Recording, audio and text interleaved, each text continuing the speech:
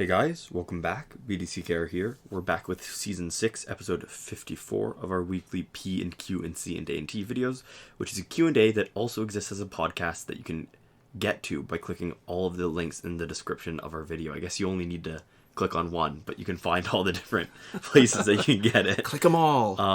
It's like Pokemon. If you're currently on the YouTube video.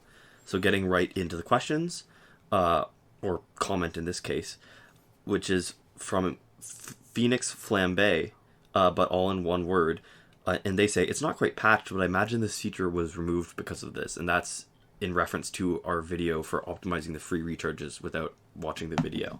So like hitting backing out and getting the free recharges with the video button. All right, so when we first started doing these, I kind of avoided these kind of speculation things, right? But as it gets on and on where there's not new content, I think that's what we're reduced to. Yeah. But these things are becoming, I guess, a little bit more interesting to me because it makes me think about where our place is in the whole sort of injustice ecosystem. And I gotta say, it felt like it. I can't imagine that it was true. Yeah. Only because it happened so soon after we did it. Mm-hmm. The timing seemed convenient, but when you actually like take a step back and think about like removing the button, right? Yeah. And what benefit that would serve them. It doesn't serve them any benefit. Right, because they're still getting ad revenue. Yeah. And when you look at how long it takes them to implement stuff, never mind like actual positive content, but even fixing glitches and bugs, it takes them a lot longer to do it. And we've had a glitch for the recharges for not having to watch the video for ages. So, I mean, that's where the real cost would come in, right? So the people who are advertising would feel like they weren't getting full value. Yeah. And if the difference is between getting 3 bars versus 9 bars, I mean, I got to tell you, at one point when you did the recharges, you used to recharge everybody, not just the guys. Actually, no, sorry, it wasn't the recharges that would do it. It was the time shifting that would do it. Recharge everybody. Never mind. I'm totally like, this is. Can you tell that it's a little bit incorrect? Yeah. No, but so it just there's no motivation for them to have removed it at all. So oh, wait a minute. All right, so the energy recharges would do that, but the video would actually recharge everybody. Yeah, it did actually. 3 bubbles. So no, but not just on your team. Everybody on your roster. Yeah. It doesn't anymore, or it didn't anymore right before they removed it. Yeah, but it's just interesting to see because it doesn't seem like anybody would be making that decision because of us because it's not self-interested. There's really sort of no motivation to remove it unless it's not making ad revenue anymore, unless there's some other issue. So it seems like there'd be something that we wouldn't understand, but it doesn't seem likely that skipping it made them remove it. Like somebody's actively watching our channel, saw that go up, and then they go, oh, I guess we got to take it down now. But it feels cool. I mean, the idea that we'd have any kind of influence is kind of cool. Yeah. I mean, it's cooler the more active the game is. It would be cooler if we were influencing an update, I would say. I guess that's true. It's like the difference between people getting to be first on our videos now compared to back when there was a lot more activity and a lot more players. I mean, it's a reflection, right? When you look at the petition, I'd imagine that most of the people who are actually enjoying playing Injustice and participating in the multiplayer seasons would want to sign that petition. Mm-hmm. And so, all right, so maybe not everybody is aware of it, but I saw it posted on the subreddit for Injustice. Yeah. And that's really, at this point, it feels like the only place where there's a significant community of people playing Injustice. Yeah. It feels like that a significant number of people would have seen it. I mean, I can't. So if we're looking at, just over 800? Mm-hmm. If they hit half of them, we're still talking, like, worldwide, less than a couple thousand people playing. Yeah. Which is pretty small. So yeah, I guess it wraps up a whole lot of things together, right? The idea that that we've been talking about lately in terms of where our channel's headed, where Injustice is going. It's been now, I think, has it been, more than a year? More than a year now. So a lot of times you hold out hope that things are going to happen, and the problem is when you've got something that takes so long to make change. I mean, I still remember each time that there was an update that we'd have to wait, like 6 weeks, 2 months, couple months, and there would be talk before every update about, Injustice is dead, the game, they're not doing any more updates, this is our last one. Yeah. And it felt like there was always a little bit of hope, and I think when you hit that kind of milestone like that a year later, yeah, you're like, oh, this is probably out. Well, you know what's even worse is when they didn't take advantage of Birds of Prey. Yeah, they didn't do anything for that at all. To me, that was maybe even a harder hit than waiting a year. Because it's like, oh, they're not even trying to advertise with this anymore. Right, no effort, like zero effort at all. Like making an update, putting new content, that's a number of man hours, right? Mm-hmm. Flipping a switch and changing the challenge or the multiplayer season feels like it would be, it's all lined up. You just have to flick a switch. And there's got to be some sort of internal way of changing that without too much work. Yeah. Yeah. So we love you, Injustice. We had a good run. We still do. We're still on it. Yeah. If this video is the fact that we still do gameplay video, right? And it has nothing to do with us. We spend a lot of time talking, but we're still actually playing it. Yeah. And so, that sort of ties into our next question from Sly Snipes. And they say, how do you guys continue to make Injustice content every week without getting unbelievably bored and burnt out with the lack of new updates? And so, that's sort of the same thing that we're talking about here. And I think the reason why we don't get bored is because a lot of the time we are still not actually... We've started talking about Injustice less and less, right? Mm-hmm. And obviously not at all, right? I think it's hard. You start from where you end up is influenced by where you started, right? And so that's why we're still talking about Injustice. But a decent amount of the time we just ramble about stuff, right? Well, so we're talking about a lot of other sure. things, politics, whatever. And I got to tell you though, it's funny that it's still... It's like a really good book where you come back to it and you discover new things about it. I mean, Phantom Zone's been around for a year now. Yeah. And I'm still figuring out ways to optimize it and to get through it as quickly as possible. And you'll see this is not our regular... This has got elements of everything, right? So it's got the Flashpoint. It's got New 52 Wonder Woman from our Justice League team. And Injustice 2 Aquaman. So we flipped out New 52 Superman. It's sort of our Justice League team. And I think this is probably the best iteration and to get through Phantom Zone quickly. And I'm still playing around with an idea about what the strategy is in terms of which tasks and how to approach it and which trying to get through your crystals as quickly as possible. Mm-hmm. Oh, I want to point out one other thing. I should find that clip. I'm also discovering stuff about just even gameplay because there's things that you just get used to your pattern and habits of fighting.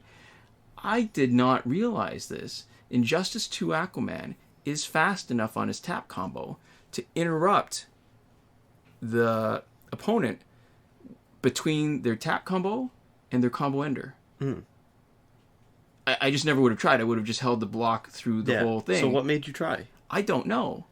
I guess lack of concentration. My fingers getting a little bit numb from holding the block. So lack of concentration, but enough awareness to notice it when it happened. Yeah, so I've got to find that clip, and I think it might be worth just maybe seeing if it happens more. Maybe like a compilation, like a best of kind of video would be kind of cool. It just amazes me. And I guess the other thing is, part of me is like it ties into the whole technology stuff because clearly one of us is a lot older than the other. I'm not native to YouTube the way you are. Mm-hmm. And I'm... what was my point? I had a point, and I don't know. I was getting to... I'm not entirely sure. It's just that I'm really hammering home that one of us is older than the other. Yeah, no, I'm just figuring out stuff. So it's still kind of fun playing the game because I'm just discovering little nuances about it. And I feel like there's still stuff to share. It's just, it's funny. I don't know why. Like there's times maybe like a couple of years ago where I was struggling a little bit more, but now that I've gotten sort of in the nitty gritty and really grinding. I mean, this is probably the one thing that separates. I know that when we first started, there's like a bigger ecosystem of Injustice YouTubers. Yeah. And they really fell into two camps.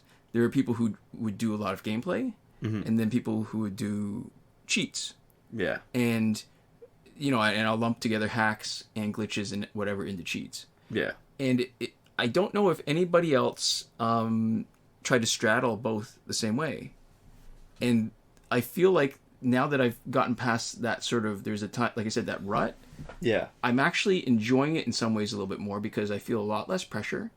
The stuff that we do, that we're playing around with characters, it counts for something now, because without the new content, I still remember there were times where we'd make a video about an idea, and then a new update would just kill it. Yeah, because all of a sudden, who cares?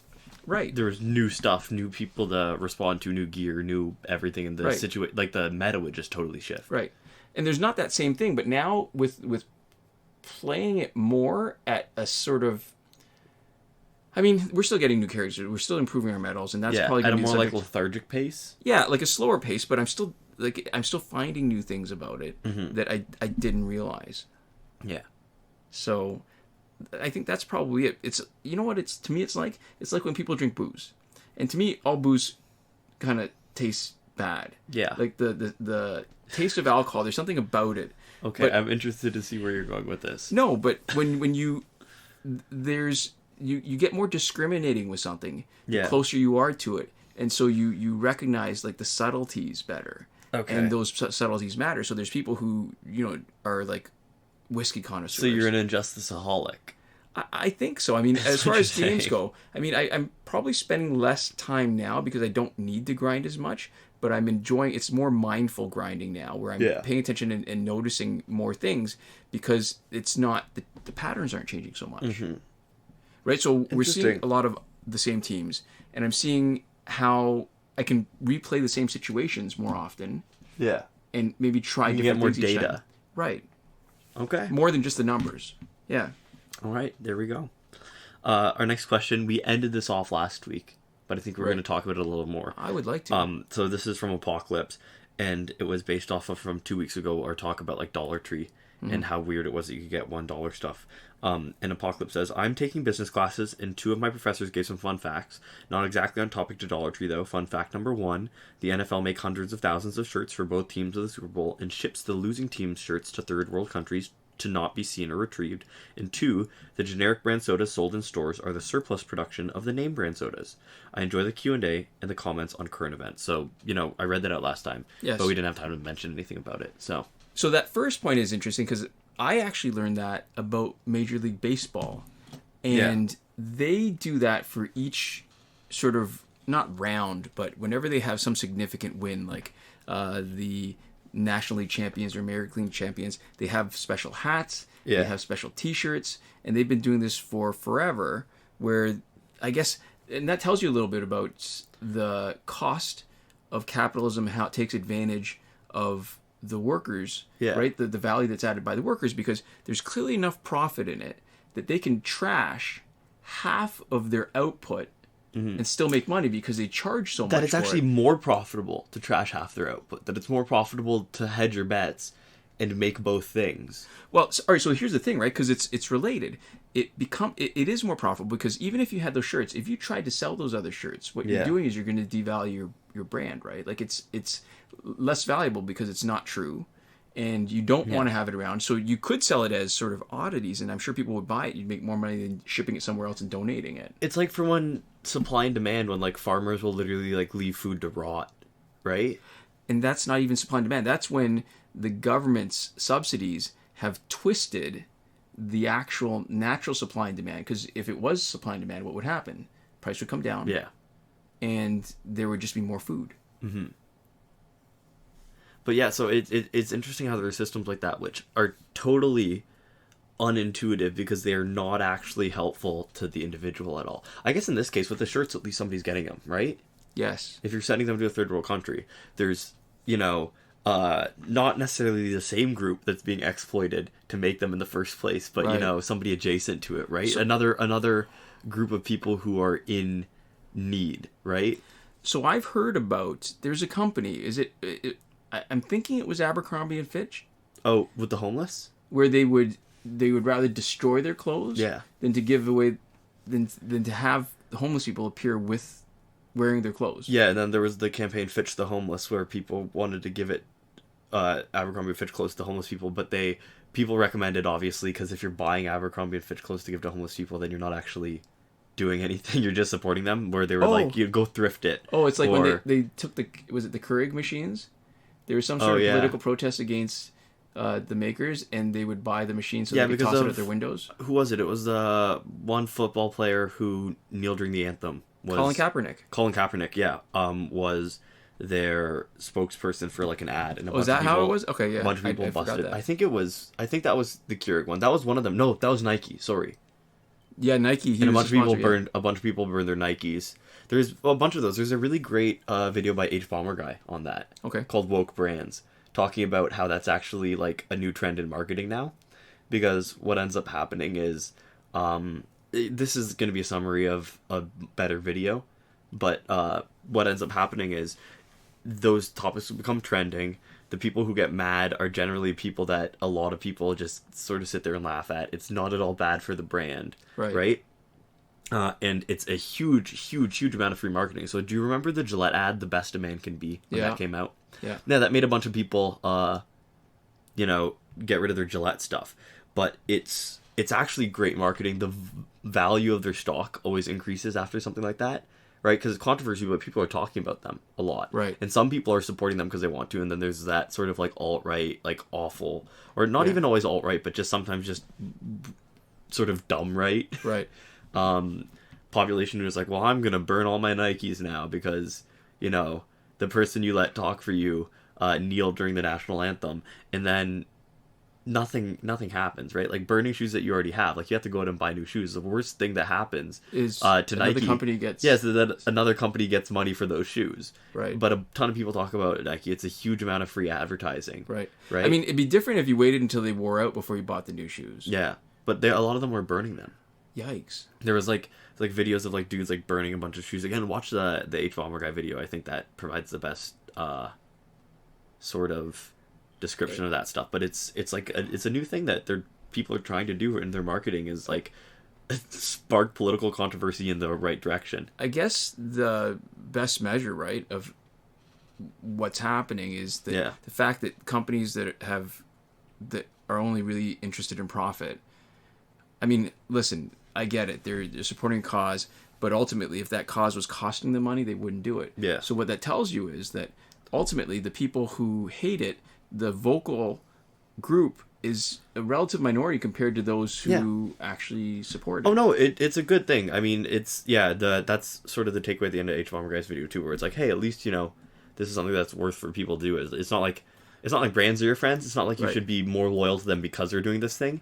But it's cool to know that pissing off like people with bad political opinions has now become profitable. But it's hard though, right? Like, I mean, when you're receiving criticism and it's really loud and it's really personal and it's directed at you, it's easy to believe that that's what people are thinking.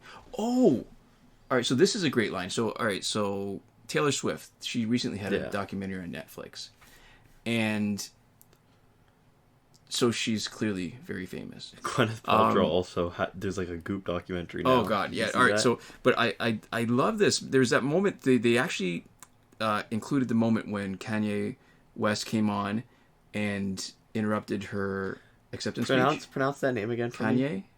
Isn't it Kanye? Kanye? I don't know. I'm out of the loop, but whatever. Sounded a little British there. Yeah, but so she was saying that when she was on the stage and she heard the booing afterwards when Kanye had interrupted and said that Beyonce's video was the best ever, so she deserved to win. She felt like that the people were booing at her, and that because of the life that she built, where everything that mattered to her, the most important things that mattered to her were approval, that this was crushing. And it was part of her motivation for stepping out of the spotlight for a year and just not being visible. Yeah. So, no, I don't know. It just goes back to your point about how it's, at least they're realizing that despite the criticism, there's still a lot of people that support them. Well, it's not even despite the criticism. It's that they've realized that this is a profitable marketing strategy, and this is actually something worth seeking out specifically, right? Because, I mean, brands is an entity, right? Despite what Hobby Lobby will try to tell you, brands are not like an entity that can hold like religious views or like anything like that, right? Corporations are not people. Yeah, no matter what the law will tell you. But so they're big enough that all these things are, being designed by a committee, right? But Right. it's a profitable strategy now, which I think is interesting and weird in the same way that Pride advertising is profitable strategy now. Right. And it's good overall. I think it's better than it is bad, and I think you shouldn't be taken in by a big company advertising because they're just advertising to you because you are a valuable demographic, right? If they're saying the things that you want to hear, right? Because they're making money off you. Especially when the stuff that they're saying has nothing to do with their product, right? Like, maybe very, very tangentially, but Gillette telling you that toxic masculinity is bad has nothing to do with their razors. Okay, so this is the weird thing to me. How people can, and maybe we'll get to it in a later question, right? The idea that somehow, like, there are people who actually get offended as men when you use the term toxic masculinity, and they feel like you're attacking all men. I mean, that's sort of the point of saying it's the toxic. It's not all masculinity. It's the toxic stuff. It's the, it's the poisonous stuff. That's what you're actually identifying when you use the adjective. It's what I think. Yeah, I think that's funnier because it's very clear. What I think is also sort of funny in a different way is when somebody when people get angry when somebody makes like a generalization when they say something like men are trash, right? Or like something like that, because it's like, well, okay, we know obviously not all men. It's very obviously hyperbole, but whoever comes up with the word to complain about that is actually one of the people that the person is talking about. Exactly. Right? I think it's really funny because I've heard it's like flushing birds out of the grass. Yeah, because I've heard my friends say men are trash to me before, and I know it's fine because they're very obviously not talking about me. Like, implied in it, they're not coming to me and saying, "Hey, you suck." Right? Yeah. They're complaining about somebody else. They're complaining about the ones that suck. Exactly. And if you're not one of the ones that suck, it's not a criticism. Exactly, but and I don't take that opportunity to bring up, but not me though, right? Because I know, because they're telling me about it. Yeah. Right? So it's just, I always think that's a funny conversation when somebody makes a hyperbolic generalization and then somebody else comes in to try to say, well, not me though, and it's like, well, you're bringing it up, and so maybe you a little bit though in this particular moment, actually, probably you. Yeah. So for anybody who's actually watching the video, that might seem a little bit weird in strategy. This is why this team is so good for Phantom Zone, is because that was an attempt to maximize the specials, and so instead of doing special 2, bunch of special 1s over and over, we still win the fight, but we're just getting to the crystal faster. Anyway, sorry. I think the other thing that's funny is that it's not always necessarily the exact same person, but it's the same type of person who will make almost equivalent generalizations about women in the other direction and then not see the issue with it, right? Or somebody might be like, women are crazy, oh, women are too emotional, or something like that, right? Yeah. And then they'll get very defensive, and it's not necessarily exactly the same person. Hopefully some people have enough presence of mind to at least not be that hypocritical. Right. But it's the same type of person who will both be mad by a generalization about their gender and make generalizations about women. Yes. So there we go. Oh, there's a second part to this that's actually tied into that. So the generic brand soda sold in stores are the surplus production of the name brand sodas. Yeah. So it's not just for legit stuff. Because the people who bottle stuff in Canada or whatever, I mean, it's like at Costco, right? You see Kirkland, they don't make all their stuff. Yeah, they just outsource it and they get people to change the labels. I mean, I'm sure the Kirkland sport drink, with very minor changes, the bottles are exactly the same shape as the Gatorade ones. Yeah, tons. I mean, for tons of stuff, right? And that's another one of those things where it's like paying for brands, right? It's another one of those facets of capitalism that's really weird. Right, when you've got literally like dozens of brands of toilet paper. Yeah. There can't be that much separating all of them. Oh, but I see you said toilet paper. Brands. I feel like brands. Yeah, but there is. I feel like there is. I feel like some toilet papers really know what's up and some don't. Yeah, I think that in terms of the way they make it, but even each brand has a bunch of, they have their low-end stuff and then they have their high-end stuff. Yeah. So I'm thinking another example, like Panasonic and National. So I can't remember which one was the high-end brand and which one was the low-end brand, but they're both owned by a Japanese company. I don't know if the Japanese company was National? I don't Panasonic? know. I can't remember. The idea that that these companies, it happens too with factory outlet stores, right? It used to be that they were extras or end of season, but now they actually make stuff specifically to sell to to sell at a cheaper price.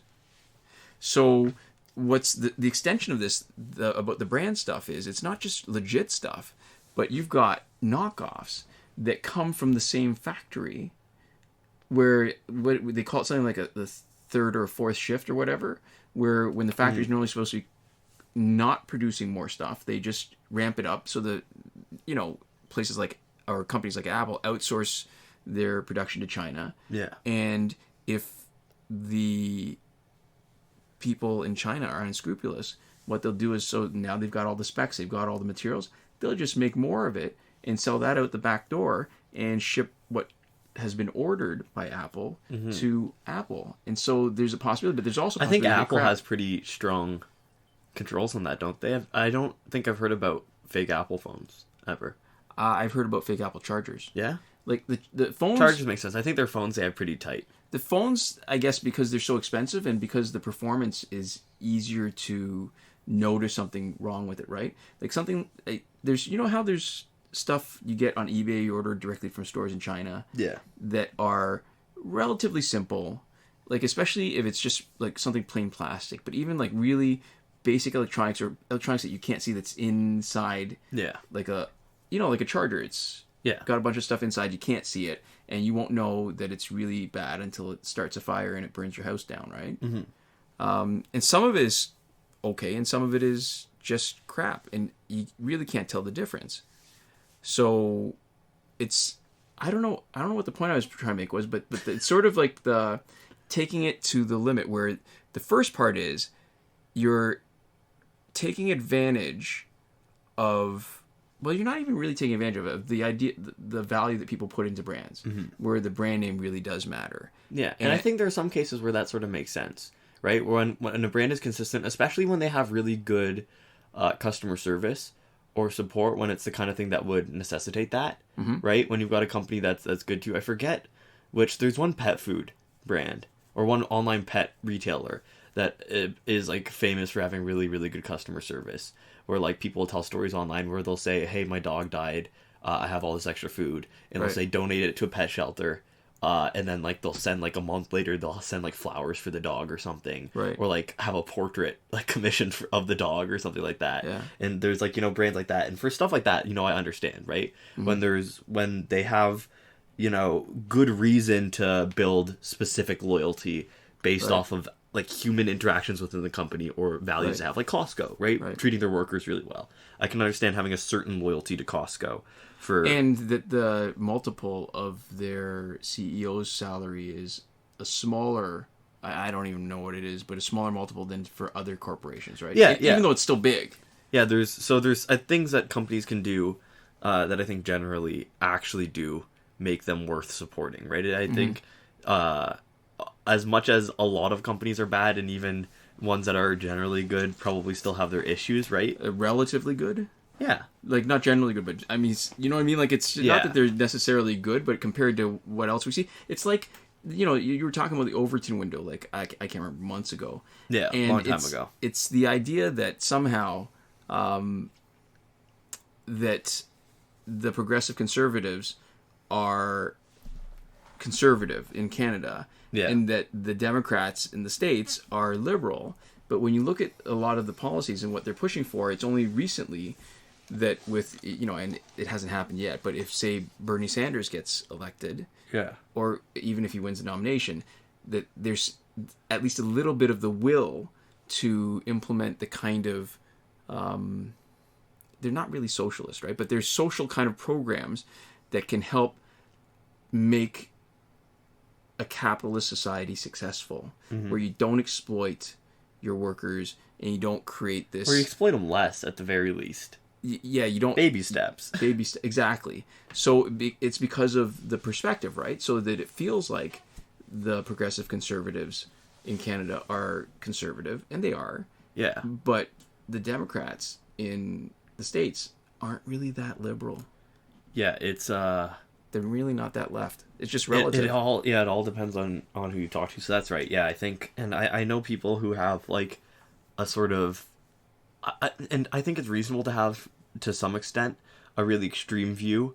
For example, in terms of like, hey, like capitalism is bad, period, right? Right. But I think also you always have to look at where you're starting and where you are.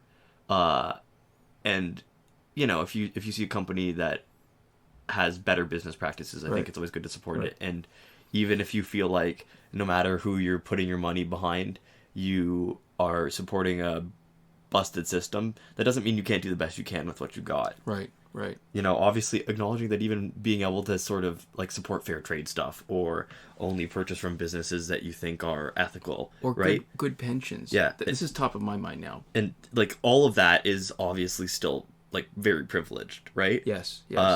And that's I think one of the reasons why people take such issue with capitalism, right? Where if you look at it even from a fundamental level, even to be able to make good choices within it, or the better choices, you already need to have a good amount of capital. Yes. It's hard actually to make a lot of practical choices that are also good for the world, or align more closely with your morals.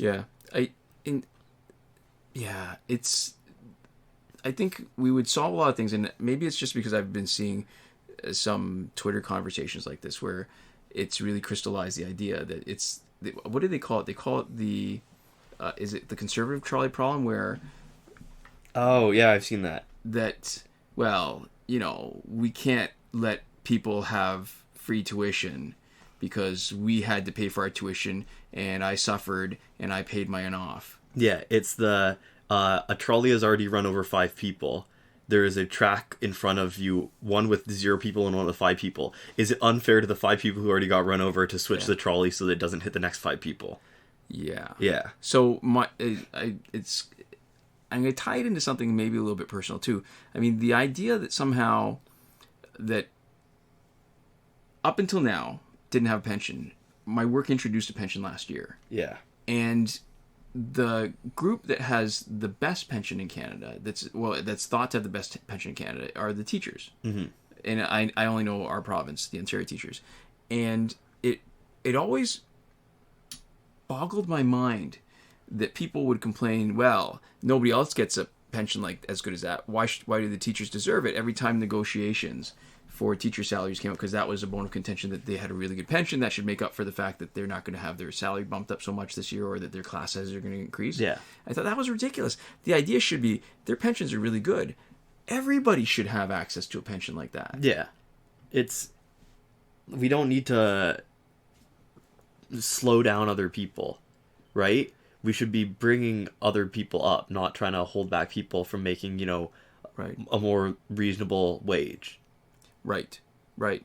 So that's my news. I mean... Yeah, it always feels like people with not a lot fighting other people with also not a lot, and sort of ignoring the people with a ton. Well, but isn't this the strategy? I mean, this is the idea that if you want to hold on to your stuff, you want to make sure that it's like in Survivor, you don't want to be the target. So one strategy is making sure, no matter how good your position is, you make somebody else a target, and they're the one that's going to get voted off. Yeah. I mean, it's a winning strategy, right? And that's how billionaires work. Yeah, unfortunately. I mean, that's the other argument, too, and we were talking about billionaires, that somehow... So somebody was making the point that if you worked for however much an hour, for however many thousands of years, you still wouldn't have as much money as Jeff Bezos. Yeah. And somebody was saying, well, he's earned that money, right? Like that he's invested it, and investing isn't actually working. Like you're not actually earning that money. You're leveraging the wealth that you've already had. And that's not necessarily a bad thing, but it is when you get to be like a dragon, like Jeff Bezos, where you're basically hoarding stuff. You've got this huge hoard, and it's not... And you can say that it's locked up in the value of the company. He did make a big gamble, but that's just... At some point, there's got to be a threshold where you say, that's just too much wealth that you can avoid paying taxes on. You don't need more. Yeah. Yeah. To me, I think I've said this before on the channel, I have no issue with people wanting to make absolutely as much money as humanly possible. Yeah. Right? I think it's a reasonable thing for certain types of people to want. I think it's sort of, to some extent, human. Right? Where if you get enough people, there's going to be some people who want to be put in that position. And which is why I think it falls upon government and legislation and sort of us as a collective to figure out how much money we're going to let people accumulate, right? So a person like Jeff Bezos, like, why is there not a check and balance to say that if he's making that much money, more doesn't have to go into sort of social programs, right, or making the world a better place, or just anything other than the simple accumulation of wealth, like maybe treating your workers humanely, letting them take proper bathroom breaks, right?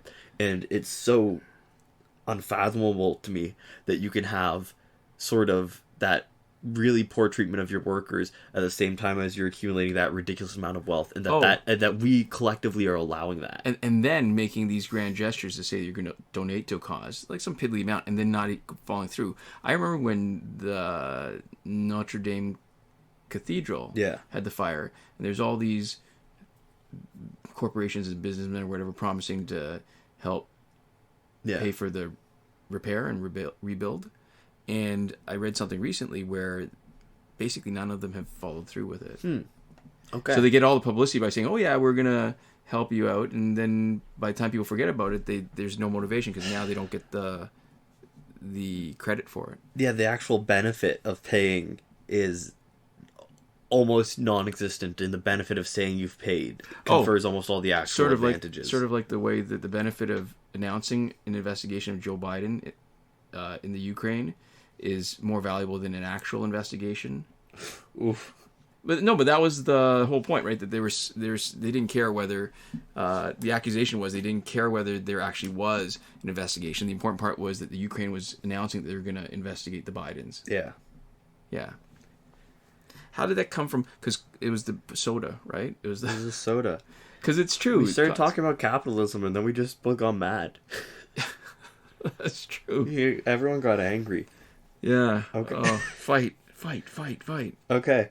Our next question is from Tony Vu. VU. I don't know how that's pronounced. That's Vu. That's to me that's a is that Vietnamese unambiguous? name. Okay. That's a Vietnamese name.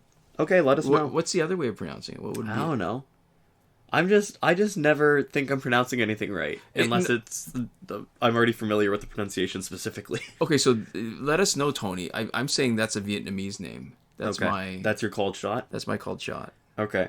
Well, anyways, they say, I don't know if you guys answered this yet, but is Injustice ending? Should I stop grinding for metal characters, or is NetherRealms going to come back and give more updates? Injustice 2 is kind of bad. Oh, it's not just kind of bad.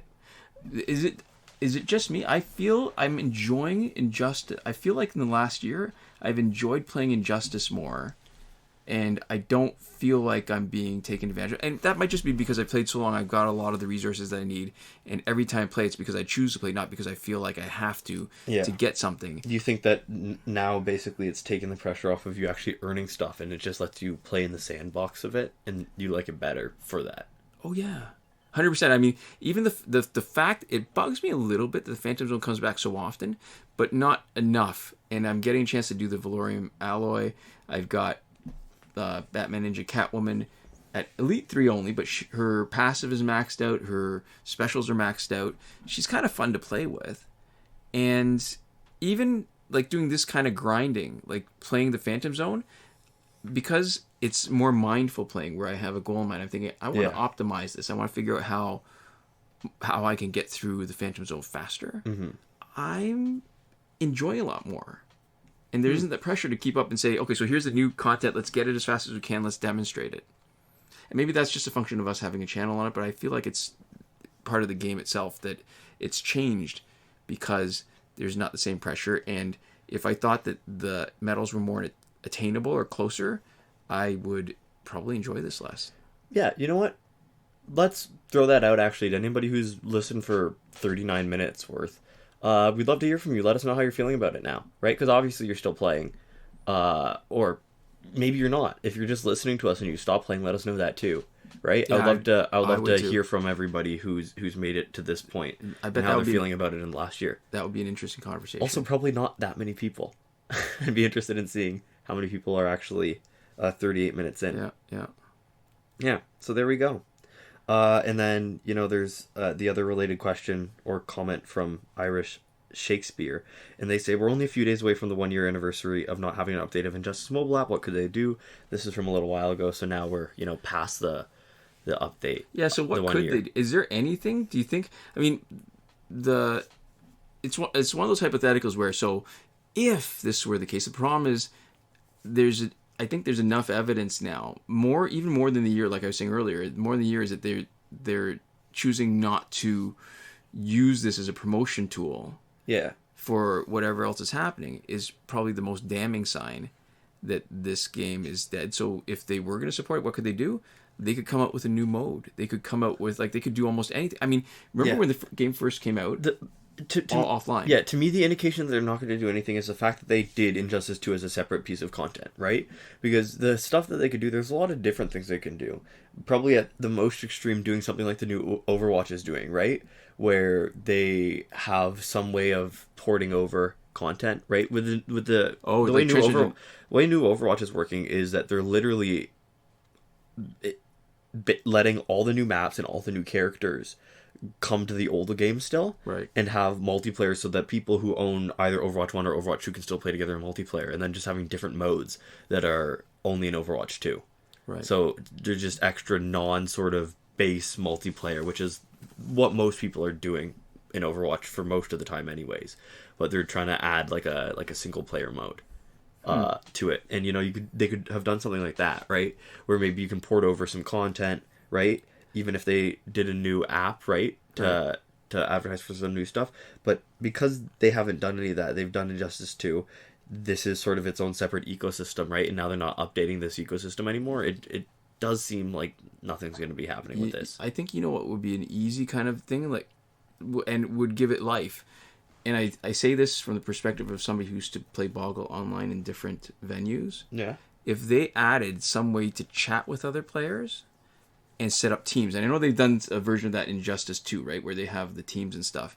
But when we played Boggle, there was one version on Facebook that was very kind of isolated. You'd play the game, you would see the board, you would just write down as many words as you could, and at the end of it, you could chat with people. Yeah. And you would have a list of all the words that you got. The words were crossed out if other people got them, and they would assign you points for the ones that only you got. Mm-hmm. And eventually they developed a thing where they would show you the words that were on the board that nobody got. Yeah.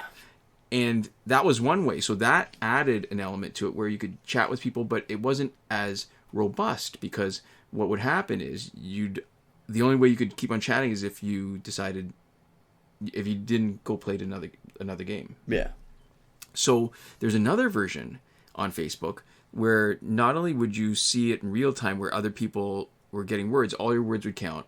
You'd see everybody else who's there, and there'd be a little chat box. Yeah. And you'd have teams. So they would go by I think the games people played, the total points that people had.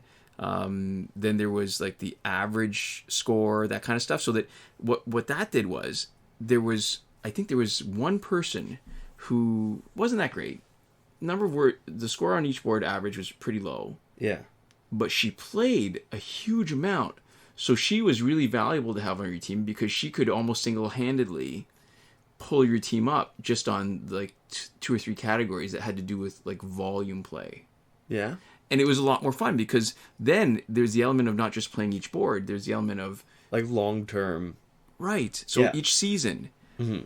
And I think if Injustice were going to do something like that would take not a lot of creativity. And it's having sort of an active social component to it. For sure. And that's a lot of games that have staying power are like that, right? And obviously they have their own gameplay loops, but games like Clash of Clans, right? Mm-hmm. I haven't actually played Clash of Clans myself, but just a lot of stuff like that. Even like Tap Titans 2 versus Tap Titans 1, where they had clans and like communication. When I've played both at differing amounts, and at one point, actually, the group that I was in had somebody pop in who knew us from the channel. That was fun. Oh. Yeah, for a little while. And so I eventually stopped playing. So because they came in, I mentioned that I played it, and then people asked like what clan I was in, and I gave them the information, and they popped into the clan. Ah.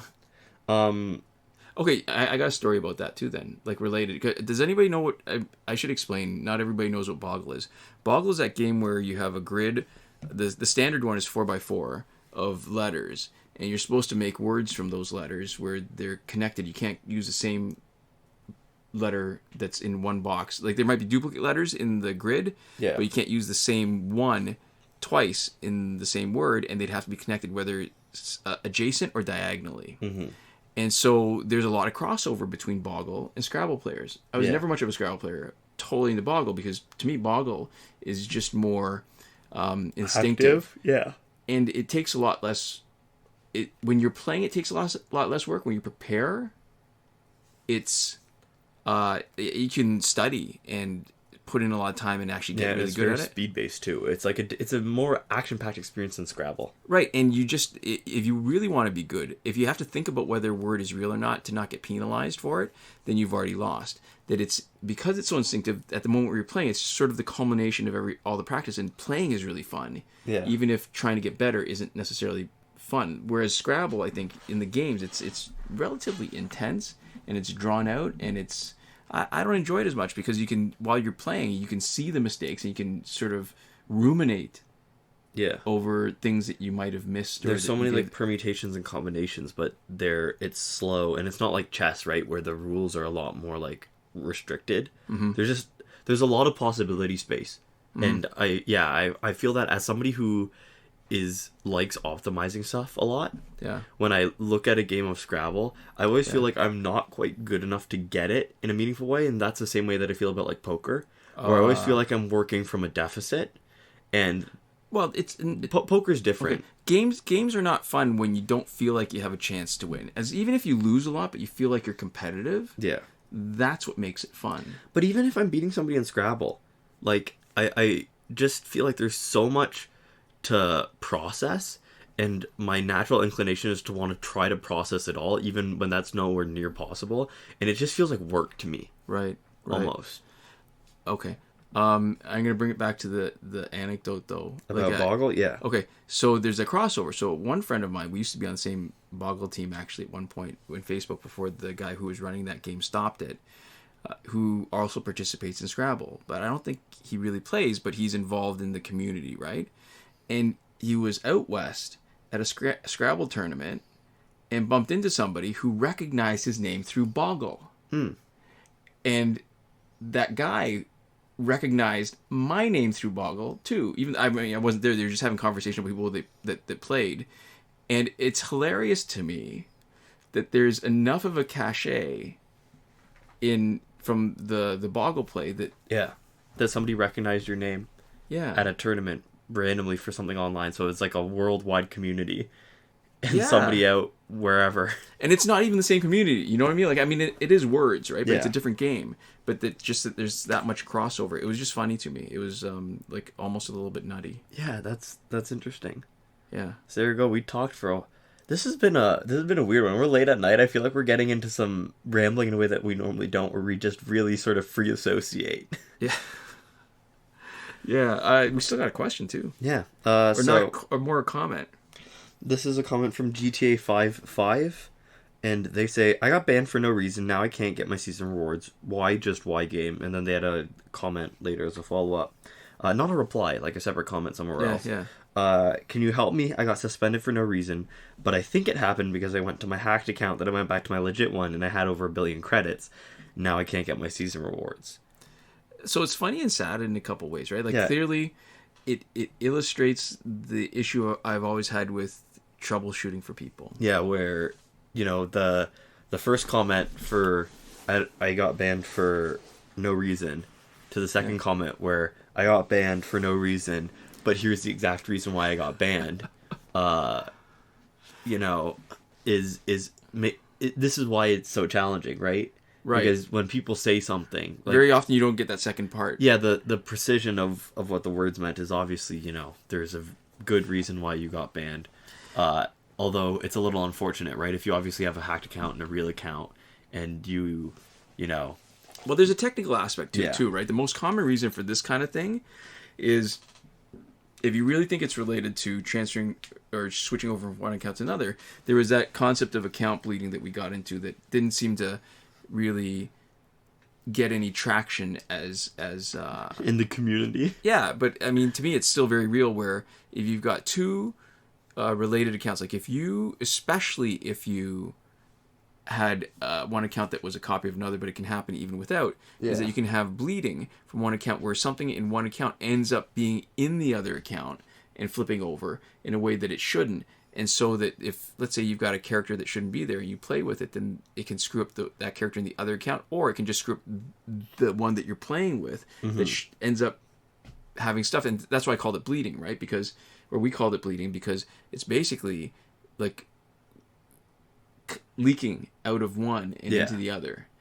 And that's can be enough to trigger a ban. Or not a ban, a ban. Oh my God, this is late. So it's it's really unfortunate. And the problem also is, I mean, if this is the information that we got on the second comment, maybe there's like a third or fourth comment that's there that should be there that isn't there yet, that might relate to some other technical thing. And here's the thing too, it's not like we know everything, right? Yeah. So there's times where there might be something else that we could figure out if we had good enough data to look at what's happening and then come to some conclusion. I think we've established ourselves as pretty good sort of pattern testers or recognizers. Yeah, you definitely more so than me. You're doing a lot of that. Yeah, but it's got you got to trust where your data is coming from. Otherwise, it ends up being just only your own experience, and then it's almost impossible to learn anything from it. That's why early on with those glitches that were really interesting, we met a lot of interesting people because we were just having conversations about what was happening. And remember when we met the guy, the MMA fighter, and we met the award-winning horror writer through our work on this channel. Yeah, that was really exciting always to see the kind of people who were playing the game. And that's one of the things that I love about mobile games, is that it's not as homogenous a group as other types of gamers tend to be. Right. And, you know, obviously those groups aren't particularly homogenous either, but they definitely are a lot more homogenous, and there's a lot wider trends. But, you know, mobile games is the kind of stuff that attracts... Well, then anybody can play. That can attract a much wider variety of people, because you don't need to necessarily have as much time on your hand. You don't need to invest in video games. There's a lot of a lower barrier to entry, because exactly way more people have smartphones. That's the exact phrase I had in my head when you were starting to say that. Yeah, it's just... It's still a lot of people. Like, it's still... It draws a lot of the similar people, but it's way more open. Yeah, so we've definitely met some cool people doing this. Yeah, that's one of the joys. I mean, I'm gonna be sad when Injustice goes, because I think that'll be our last tie to doing this thing called YouTube. Yeah. But I am so grateful for everything that it's done for us. I mean, we've been doing this for how many years now? 5, 6 years? 5, yeah. See, I feel like the longer this is drawn on, the more we just look inwards. We do a lot of navel gazing. We're just looking at... to get back to it, I'm very sorry, GTA 5, that your account got banned. That sounds really unfortunate. But I think hopefully the good news with this anyways is that you might not be able to, depending on what you can and can't hack, get back to exactly where your clean account was before. Right. But at least if you have access to hacks, right? You're better off than somebody who's just getting banned for not hacking, right? Banned for some other reason, like the people who have been banned at various times for doing stuff that is actually fine. Right. So you can hopefully get some semblance back, but I don't think there's anything we can do personally, and I don't think there's anything that Warner Brothers will do to help. So it sounds like your account's gone, unfortunately. Right.